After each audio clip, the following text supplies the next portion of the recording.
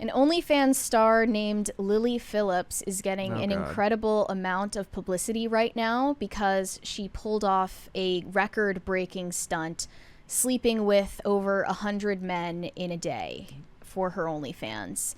And we have talked about her a couple of times on the show recently for this reason. And what we didn't know is that a YouTuber named Josh Peters actually was invited to record his own documentary about the stunt, and he posted it a few days ago.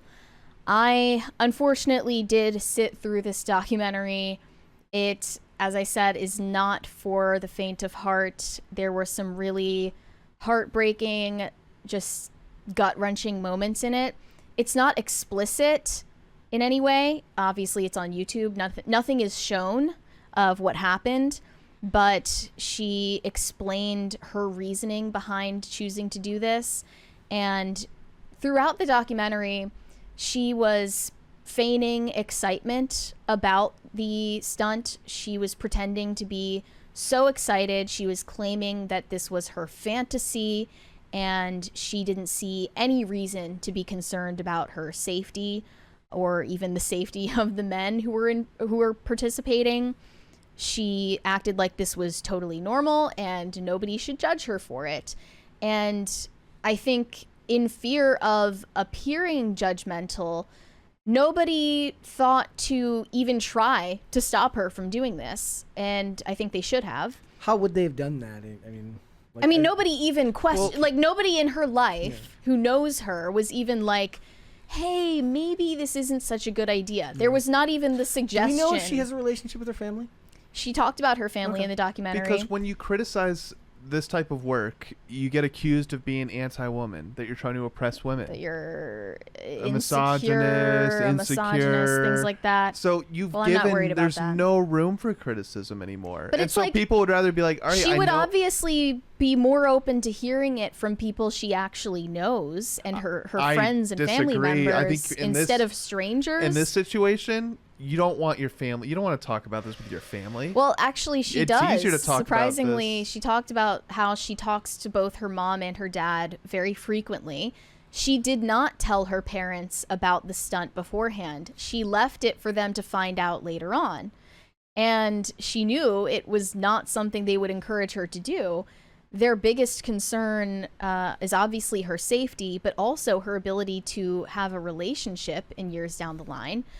But this already has received so much attention because this YouTuber recorded her reaction moments after sleeping with 100 men, and she is breaking down in tears. Here we go. Here is her. When was the last time you ate? Well, it's in my thread. I posted the full clip. It's not this one? Okay. Yeah. Okay, hold on 1 second. This one? Yeah. Okay. Yes. It's not for the weak, girls, if I'm honest. It was hard. I don't know if I'd recommend it. Why not? I think if you're a different type of girl, it's very like, it's kind of like being a prostitute in a sense of like, it's just a different feeling. I don't know how to explain it, like. It's not like just having sex with someone. Yeah. Just one in, one out, like it feels intense. Like more intense than you thought it might. Definitely. Who is she talking to here? The YouTuber, Josh Peters.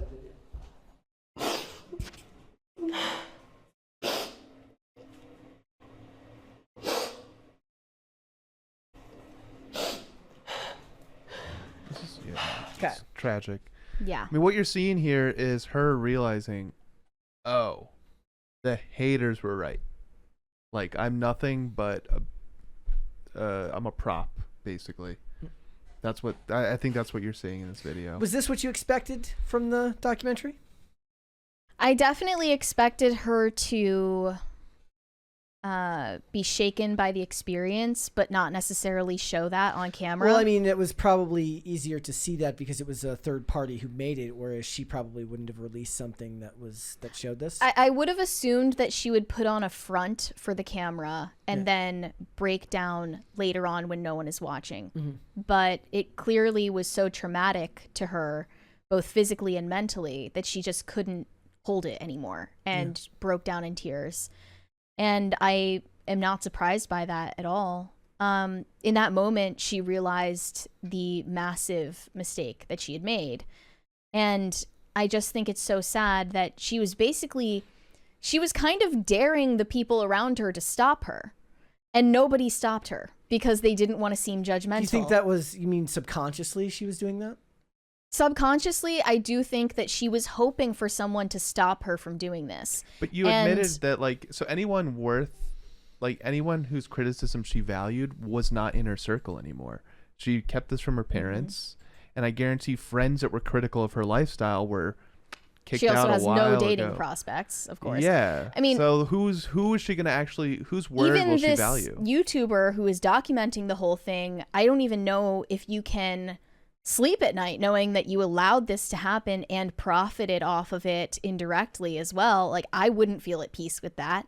I disagree but there. She was hoping that someone would convince her not to do this, and then when nobody stopped her because they were afraid of seeming judgmental or misogynistic or sex negative or shaming her, I think that actually confirmed to her this belief she has that she's not worth anything more than being a prostitute. So she clearly believes very little of herself. And if you watch the documentary, you'll hear her dropping self-deprecating remarks the entire time. She even invites this YouTuber into her home and starts making him a cup of tea. And she's like, I'm not very good at making tea. I'm only good for one thing. Haha. She believes that. Like, she really hates herself. And nobody is standing there to correct her or say, like, you're actually digging yourself into a deeper and deeper hole here. Money is hell of a drug. I mean, I was going to say there's strong connections to this, to increasingly self-destructive behavior from drug use. I was trying to think of like a male corollary to something like this. And the first thing that came to mind was like Tom Cruise doing increasingly more dangerous things for every movie he does. But that's with millions of dollars and lots of safety protocols put in place. And it's a creative endeavor. And it's a creative endeavor. Something that's self-destructive. I can't think of a male corollary where, other than perhaps just the idea that somebody becomes increasingly more self-destructive through something like drug use. Yeah. Well, what she did is like a lot of women's worst nightmare. Like going through this physical feat, trying to keep it light, but in a single day, like that's a punishment for most women. They're like, oh my God. Like, you hear about the tragic stories of in Israel and Palestine between some of the hostages and what they've had to go through and stuff like that. Like, and she just voluntarily did it, you know? Yeah. Not only did she volunteer to do this, but she's also pledging to up the ante. And she's now saying that in 2025 she's going to sleep with over 1,000 men in a day, which I went and did the math. You, in order to do that, would actually have to be having sex nonstop for 24 hours with each man getting no more than 90 seconds each. That is a suicide attempt. Like, that is actually a medical emergency. You cannot do that without severely traumatizing and injuring yourself. Obviously, physically, but mentally as well. You can never come back from that type of trauma. Yeah. And it's self-inflicted. She's doing this to humiliate herself and also confirm her own self-hating beliefs that she likely had before she ever started OnlyFans. Yeah. She likely had self-esteem issues well before she went into this line of work, and now she is using that as a front, telling people she loves what she does. So I saw the 1,000 number.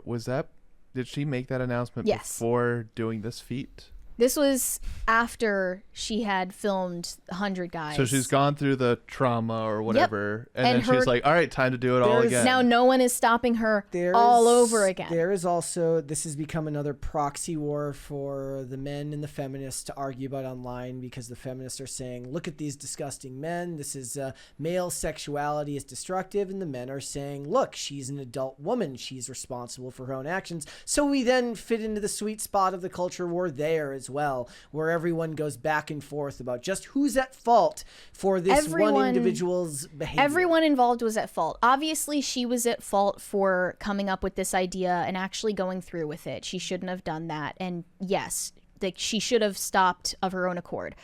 But also, her staff members, she admitted she has like 8 or 9 staff members on payroll for her business, if you would call it that. None of them wanted to stop her because they profit off of it. And all of the men involved are also at fault. There is plenty of blame to go around, and it's not a men versus women thing. A lot of people are talking about the way this is negatively affecting her, but even if you watch through the documentary and listen to the interviews that Josh Peters did with the men as they walked out of the Airbnb, you can hear in their voices that even they are traumatized by what they just experienced. Like, there was a man who walked out of the Airbnb who was shaking and couldn't hold a water bottle up to his face after doing this because they didn't realize what they were getting into. Maybe the other issue here is that the men who go through with something like this, they're not revered in any way. Like, they're not looked at greatly or negatively. They're just like, everyone's like, what the fuck? Why would you do that? But the women are supposed to be held up, and they're supposed to be, you know, spoken of in great regard now, according to feminism, for her doing this. So the men are just men, and the women are heroes for doing something like this.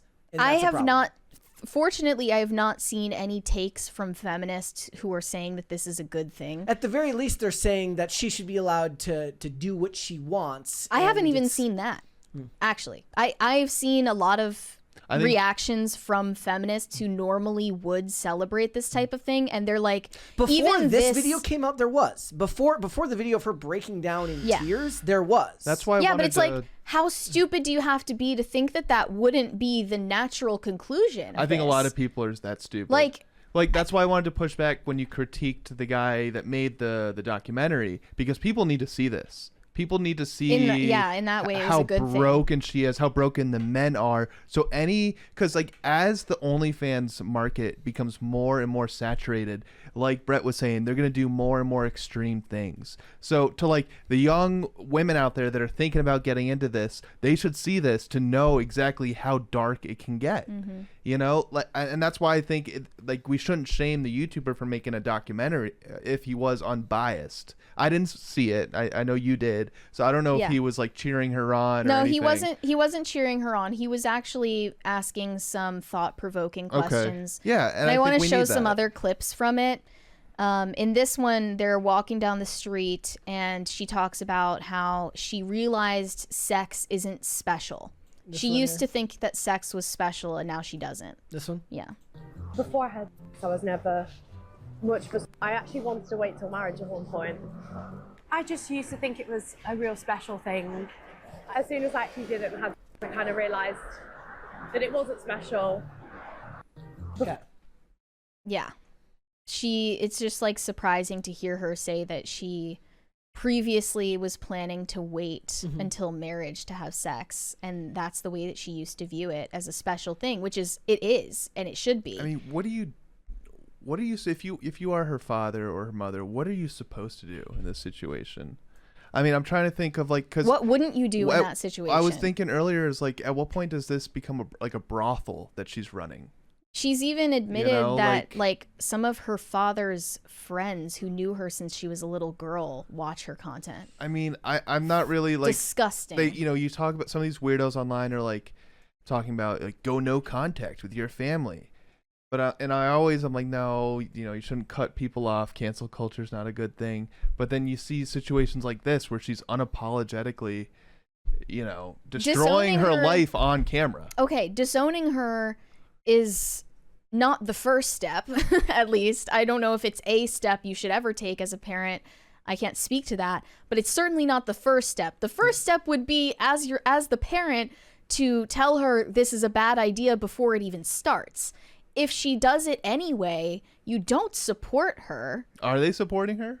She says that they are supportive of her, even though she doesn't tell them the details. They get what they deserve. Coping. They get what they deserve then. And then this last clip I wanted to show is her talking about her limited prospects to get married in the future due to her line of work. And do you think your partner one day will be someone from the industry most likely, or?